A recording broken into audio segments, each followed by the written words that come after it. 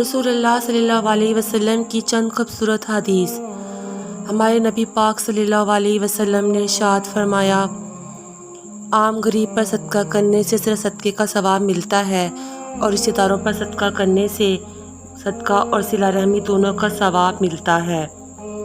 ہمارے نبی پاک صلی اللہ علیہ وسلم نے ارشاد فرمایا کہ جب تم ہانڈی پکاؤ تو اس میں تھوڑا پانی زیادہ ڈال لیا کرو اور اپنے پڑوسی کو اس ہانڈی میں سے کچھ دے کر آیا کرو اور اپنے پڑوسی کے حقوق پورے کرو۔